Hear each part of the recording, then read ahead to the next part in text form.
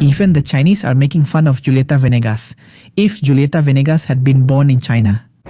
She likes to sing, she likes to jump, and well, she plays ping pong. That's pretty normal, and she went to sign up with Mr. Cho. She went to sign up with Mr. Cho. And I told her with a kiss to mom, a girl can't blame ping pong. That's what the kids from Insala say. And the boy telling her no, it was more. A girl can't play ping pong, that's what they say. That's it. I know, no.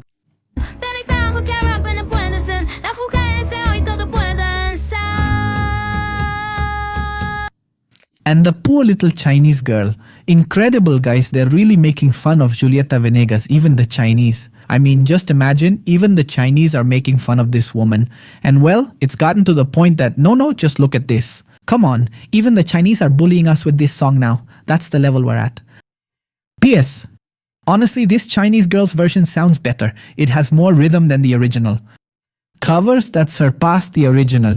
It even has more rhythm than Julieta Venegas' song. Damn, man, it's better than Julieta Venegas. At least it sounds better, with energy and rhythm. What did she say to them? At least this one is just for fun. The other one, they actually tried to make it the World Cup anthem. But when they saw the hate was brutal, they backed off. Of course, look, what happened with Julieta Venegas was a disaster. I mean, Julieta Venegas completely destroyed her career with that disgusting song. Honestly, it was wild. Should I remind you of a song? We don't know how much it cost. According to what they say, it was 14 million pesos, which is about 800,000 US dollars allegedly. Even so, whether it cost that amount or not, the reality is that it was paid with Mexican taxpayers' money. A feminist anthem for a men's soccer World Cup? That seems totally crazy to me. The group was originally going to be called Patita de Perros para Sopa. You get it, right? Brutal. I mean, Chinese dog soup, unbelievable. Mr. Sean really crossed the line. I don't know about the rest, but I like this version better. I think we all agree. He hardly speaks Spanish, yet he sounds better than Julieta Venegas and clearly put in more effort. He's right. Women today can be anything. Very true. I'm already talking like a Chinese person here, right? Supposedly. Let's continue. It has more rhythm than Julieta Venegas' crap. Well, that garbage song. At the moment, it has 50,000 likes and 762,000 dislikes. Incredible but true. Let's continue. Hey, this Chinese girl really got the vibe of the song. It sounds better than the original. Hey, we're going to have to bully you in Chinese and I don't know a single word. Am I the only one who was expecting her to sing the whole thing? Okay. I mean, do you guys realize? People are making fun of and laughing at Julieta Venegas, who, by the way, even to this day. I want to show you this because it will really shock you.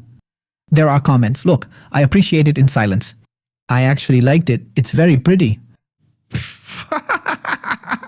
Of course, indeed it's vomit-inducing. I totally agree with this comment. The song is very beautiful. It's very pretty. Incredible. Hey.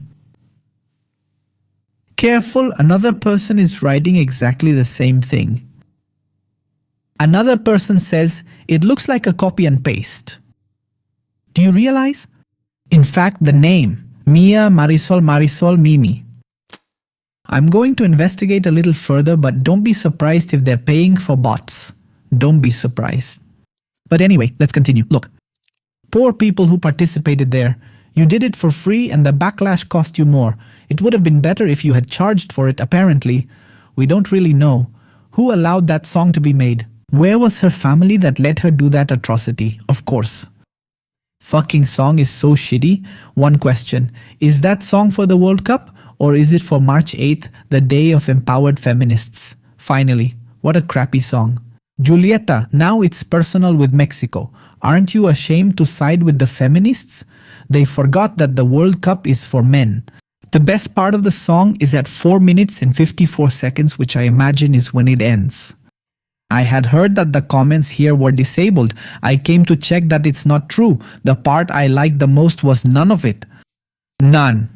But my uncle, wow, that's brutal. So, you see, people keep tearing it apart. People keep going all out on it. I'm a doctor. A terminal cancer patient disconnected because of this aberration, they say here. Incredible. I came here from a TikTok video saying that the song was made for Messi, they say here. Well, okay.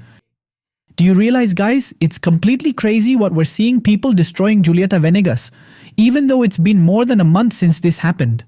In fact, we've reached such a point that even now, look, because Julieta Venegas is facing a massive campaign of criticism over La Niña Futbolista. Full lyrics and meaning. Does that really mean anything, guys? Leyenda Mexicana released a song at the end of May for the Soccer World Cup with a feminist perspective. Same nonsense as always, just look at what they're saying. Julieta Venegas is supposedly a man in all caps. She is one of the artists who has contributed the most to bringing Mexican music, and in general, Latin and Spanish language music, to a global status. Thanks especially to the influence of her album Limón y Sal in 2006, which included the title single and the super hit Mi Voy, What a Shame, But Goodbye. That really was a good song, I'm not going to deny it, it was a very good song. Sadly, this woman ruined her career. Her name is synonymous with success. That's why it's so strange to see her in the middle of a cyberbullying campaign, after releasing her most recent song, La Niña Futbolista. Let's see. Guys, please, this is nonsense. It's ridiculous, okay? This is ridiculous. We're talking about a song that was promoted by the government, that was pushed by the government of Mexico. A song that, in addition, had its lyrics changed to directly attack men.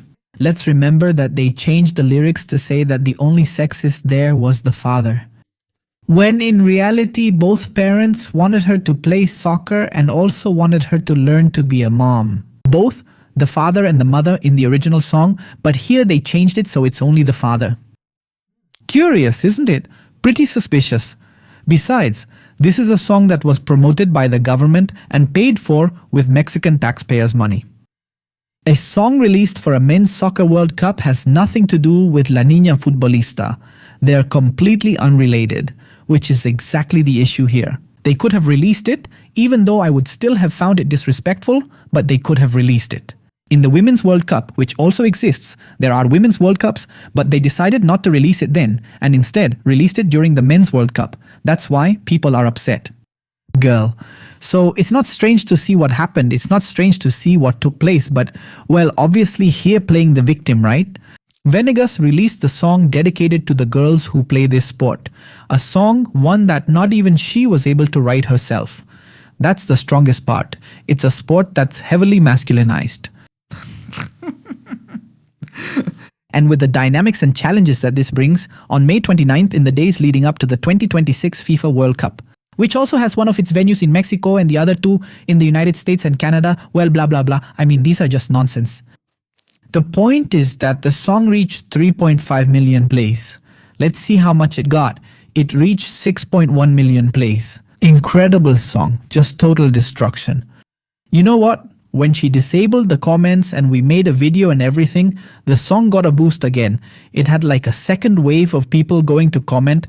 It just took off. Ladies and gentlemen, thank you very much and see you next time.